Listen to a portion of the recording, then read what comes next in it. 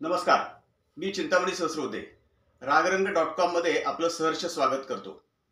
आज रागरंग.com मध्ये आपण एका वेगळ्या विषयावरती बोलणार आहे आणि तो विषय आहे सांगलीतली एक फार जुनी परंपरा आहे. मध्ययुगीन परंपरा असं म्हणायला हरकत नाही. ती म्हणजे जोग्या आणि जोगणी निघतात आणि त्यानंतर तडकडताईचा फेरा सांगलीमध्ये सुरू होतो. याबद्दल आपण आज बोलणार आहे. ज्यांच्या घरामध्ये, ज्या कुंभार समाजाचं घर आहे इथं कुंभारखिंडीमध्ये, सांगलीतल्या जुन्या सांगलीमध्ये, त्या कुंभारांच्या घरामध्ये जी प्रथा आहे ती प्रथा गेली अनेक वर्ष त्या सांभाळत आहेत. त्या पार्वतीताई कुंभार आपल्या बरोबर आहेत इथं आणि मी त्यांच्याशी ह्या संदर्भात बोलणार आहे. त्या तपशिलानं आपल्या ह्या सगळ्या प्रथेची, परंपरेची, त्या धार्मिक विधींची सगळी माहिती देणार आहे. नमस्कार. नमस्कार. आम्ही लहानपणापासून इथं बघतो की तडकडताई निघती, तिचा तो काळा असा सगळा वेश असतो, तिच्या हातात सूप असतंय आणि त्याबरोबर तुम्ही पाठीमागं असता, म्हणजे तुमच्या पूर्वी आणखी कोणतरी असेल आणि ती झपाट्यानं संबंध सांगली शहरामधनं फिरत असते आणि लोकांची, विशेषतः मुलांची खूप प्रचंड गर्दी असते आणि लोक उत्साहानं अगदी त्याच्याबरोबर ओरडत जात असतात. तडकडताई भूताची आई म्हणून ओरडतात. तर नेमकी काय प्रथा आहे ही? लोकपरंपरा आहे हे तर निश्चितच आहे. तर नेमकी ही काय कल्पना काय आणि काय कुठनं सुरू झाली अशी ही परंपरा? आमच्या जवळ 200 ते 300 वर्षापासून ही चालू आहे. बर. की आमच्या आता माझा पंतू 8वी पिढी चालू आहे. बर बर बर. तेव्हापासून आम्ही ते म्हणजे परंपरा प्रत्येक जण प्रत्येक वर्षी ते जोपासना करत आलेले. बर. आता गेले 30-35 वर्ष झाले मी स्वतः बर बाळ गोपाळांना घेऊन, भावकीतली सगळी मुलं, भावकीतली पुरुष सगळ्यांना घेऊन मी स्वतः करते आता. बर बर. हे ज्येष्ठ आषाढच्या अमावस्याला सुरुवात होती. बर बर बर. म्हणजे या वर्षी आता 24 जूनला अमावस्या येते. ज्येष्ठ आषाढच्या मध्ये जे अमावस्या आहे ना 24 जूनला, ते ज्येष्ठ आषाढच्या मध्ये असते. तेच की ज्येष्ठ अमावस्या आता 24 जूनला आहे, म्हणजे त्या दिवशी हे सगळे विधी होणार. विधी होत. सकाळी दिवा काढणे देवळात, जोगेश्वरी देवळ आहे आमच्या इथं. जोगेश्वरी देवळात दिवा काढणे, घरात सगळी ती जती वगैरे बांधून, जोग्याचं जोगणीचं ते सगळं पोशाख आणून ते व्यवस्थितपणे ते पूजा करणे, तडकडताईची पूजा. परत संपूर्ण गावभाग पूर्वी नैवेद्य आणून देतो, पोळ्या वगैरे दाखवून नारळ पडत. आता भावकीतील सर्व लोक येऊन नारळ पडून दिवसभर हा कार्यक्रम होतो. 4ला आम्ही सुरुवात करतो लग्नाला. हे सगळं खरं आहे, पण मुळात ही आली कशी कल्पना? म्हणजे ही मुळात बदामी येऊन आणलेली. बदामी म्हणून 7 वाजता कर्नाटक बदामी बनशंकरी. बनशंकरी ती चोंडेश्वरी नाव आहे तिचं. मग हे 7 गावाला आता सध्या चालू आहे. 1 नंबर आष्टा, 2 नंबर सांगली, तिथून 5 गावाला चालू आहे. उदगाव आहे, बुधगाव आहे, बुधगाव, वाटेगाव, कवटेसार, कवटेपिरान, वाटेगाव, काशेगाव, कौलापूर, असं 7 ठिकाणी आता सध्या करतायत. म्हणजे बदामीहून जी मानाची वाटी असते, ती वाटी म्हणजे कशाची वाटी असते? ती मानाची पंचधातूची वाटी असते. ती तुमच्या घराण्यात आलेली आहे. योगायोगानं आमच्या काय खापरपंजा पूर्वज असते त्यांच्या मात्याने गेल्यावर त्यांच्या बुट्टीतनं ते आमच्या घरी आले. मग तेव्हापासून हा रिवाज किंवा ही परंपरा तुमच्या घरात सुरू झाली. अगदी काटेकोरपणे पाळली जाते. पाळली जाते आजपर्यंत पाळले, आतापर्यंत पाळले जाते. आता पुढे कसं असं योगायोग आहे, कलियोग आहे, कसं घडेल तसं घडेल. प्रयत्न तर हाय आणि मुलांना पण आम्ही शिकवतो. ते पण उत्साहानं भाग घेतात त्याच्यात, म्हणजे आवडीने घेतायत. म्हणजे काय हे जुनी प्रथा आहे आपल्याकडे असं काही मुलं पण नाही, मुलं हौसानं करतायत. माझ्या मागे 1000 मुलं असतात लोक, म्हणजे सर्व गावभागातली. पण मला पण काय वाटत नाही, मुलांच्या याच्यात माझा कसा दिवस जातोय, कसं फेरी आमची संपती हे सुद्धा मला कळत नाही.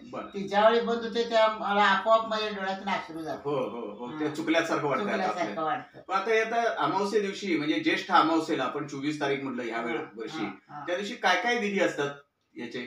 ते सकाळी दिवा काढणे झाले. दिवा काढायचं म्हणजे काय करतात तुम्ही? दिवा ते कुंडाला असतो आमच्या. कुठं बरोबर काढतात? ते संगमेश्वर देवळात जोगेश्वरी देवळ आहे ना आमच्या तिथं. मग तिथं ते गावभागात इथंच पाटील गल्लीत. मग ते कर्व्यांचा मान, म्हणजे 12 बलुतेदार सरी. 12 बलुतेदार कोण त्याच्यात सहभागी? कर्वे, लोहार, सुतार, कोळी येतात.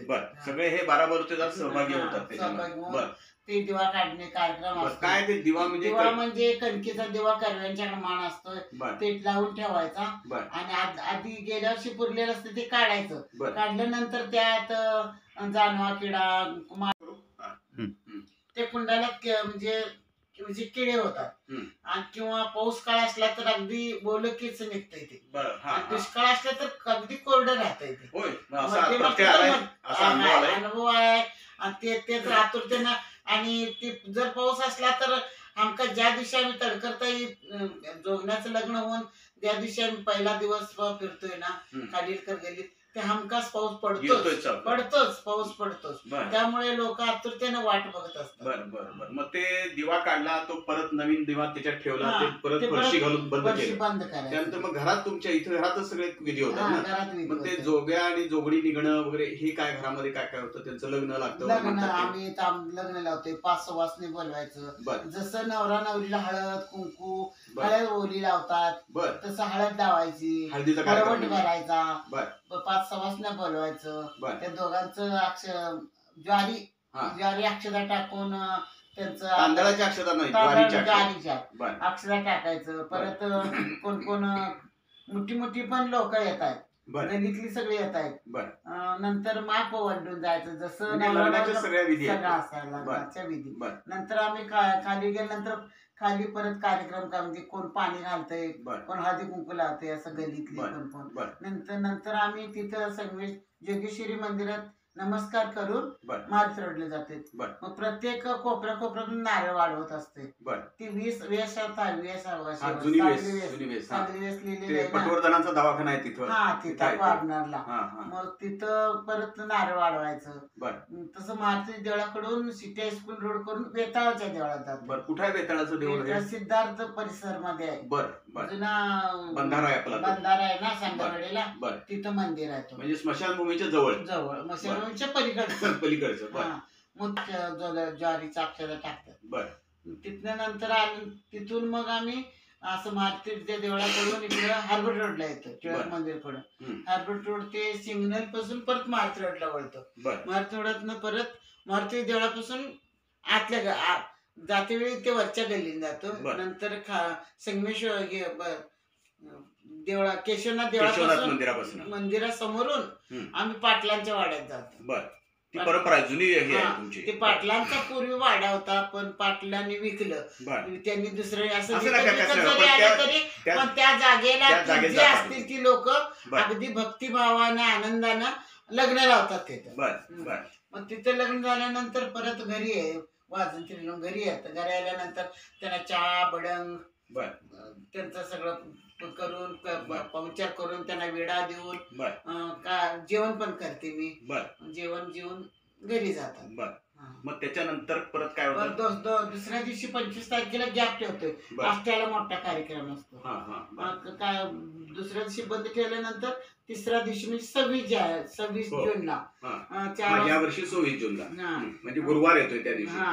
मग ते परत आमच्या जोगेश्वरी देवळात तिथं पाण्याची कळशी वगैरे घेऊन डोक्यावर घेऊन फेरी वगैरे. जोगेश्वरीचं मंदिर बरोबर इथं जवळच आहे, संगमेश्वराच्या जवळच इथं जवळ दाखवायला वाटलं. तिथं मग तिथं 3 फेऱ्या काढून ती कळशी फोडून परत खाडीलकर लोकांचा मान आहे. म्हणजे 12 बलिदान सगळ्यांचा मान आहे ब्राह्मणीने. मग ते खाडीलकर गल्ली पहिली त्यांचं घर घेऊन एक 5 घर घ्या, गल्ली घ्या. मग ती त्या दिवशी फिरते.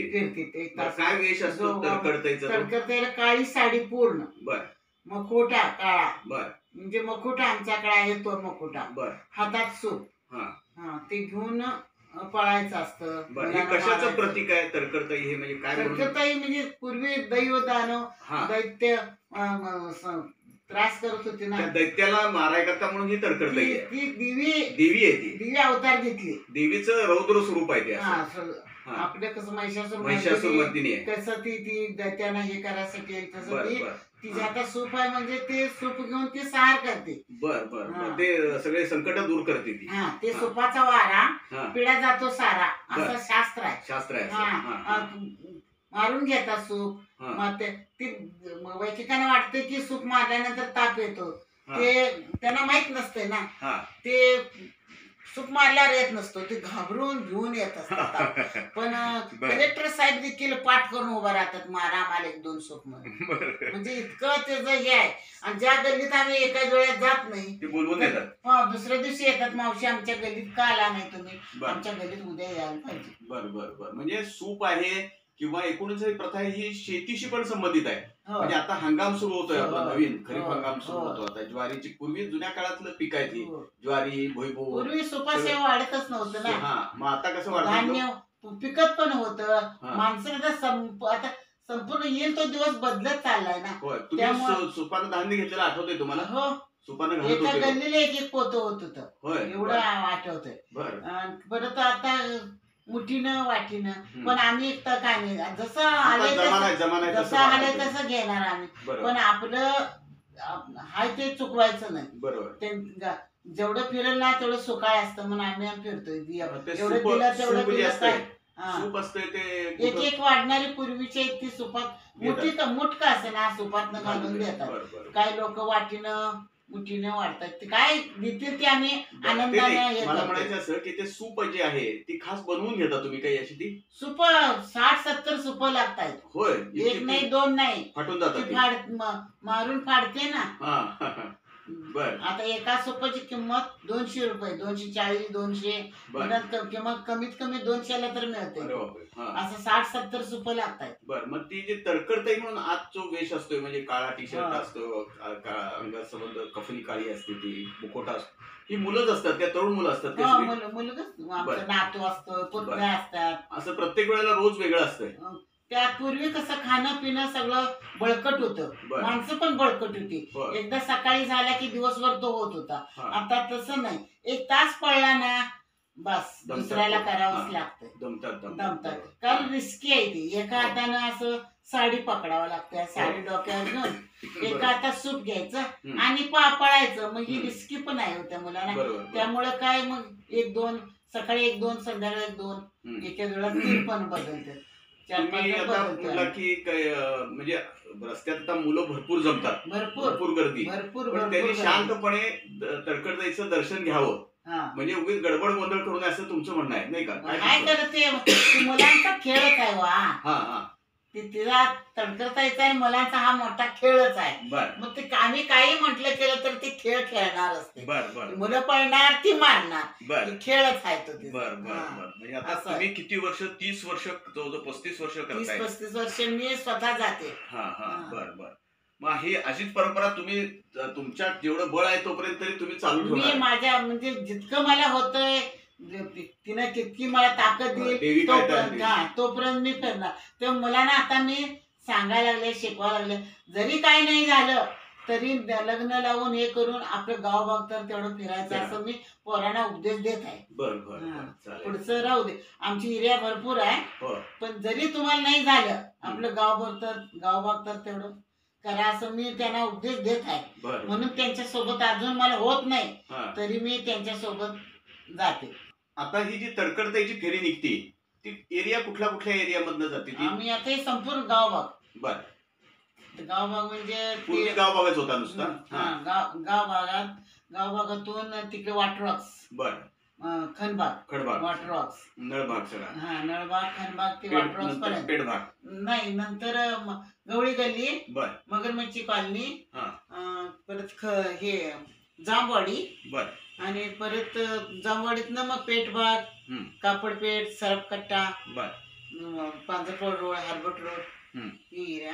म्हणजे हा पूर्वीचा जो जुना सांगली आहे पहिली, ती सगळी तुम्ही साधारणपणे त्याच्यातनं फिरते ती? पूर्वी सरकार दवाखान्यापर्यंत होती एरिया, म्हणजे सिव्हिल हॉस्पिटल पर्यंत.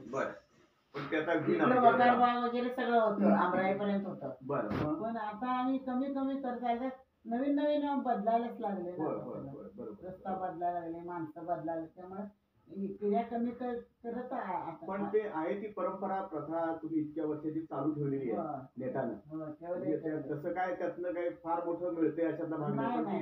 मिळायचं तर आम्ही हेच करत घालवायलाच लागते. ती मुलाबाळांना त्यांना आमची घरची काही एवढी नसतात. जरी कोण नोकरी भावकीचं म्हटलं तरी नोकऱ्या वगैरे असतात, कुंभार भावकीतलं आमच्यातलं, पण तरी पण नोकरी वगैरे असतात. म्हणजे बाहेरची आणि आम्हाला पगार घेऊन घ्यावंच लागतं. मग ते पैशाचं काय आम्ही आता पगार वाढीत जात आहे ते पैसे. आणि ज्या दिवशी लग्न होते तेव्हा 10,000 पुरत नाही. खर्च आहे ना, खर्च आहे ते विडं वगैरे देतोय ना. 5 रुपये आणि पूर्वी आम्हाला गणपती देवळाकडे मिळत होतं. राजेसाहेबांच्याकडं. परत फिरीला हत्ती देत होतं, घोडा देत होतं. पण आता तो जमाना त्यांचा कालचं काय काढायचं. पण ठीक आहे, तुम्ही हे परंपरा चालवताय हेच कौतुकास्पद आहे. आणि गेली कित्येक वर्ष ही प्रथा चालू आहे आणि गेल्या जवळजवळ आता 35 वर्ष पार्वती मावशी कुंभार हे चालवत आहेत प्रथा. ती ही सगळी प्रथा चालवतात त्याबद्दल त्यांचं आपण अभिनंदन करूया. आणि आमचा हा नवीन एक विषय आम्ही रागरंग.com मध्ये आज आपल्या समोर सादर करतोय. तो आपण लाईक करा, शेअर करा आणि सबस्क्राईब करा आणि शिवाय आपल्या कमेंट्स याच्याबद्दल आम्हाला आवर्जून द्या. नमस्कार.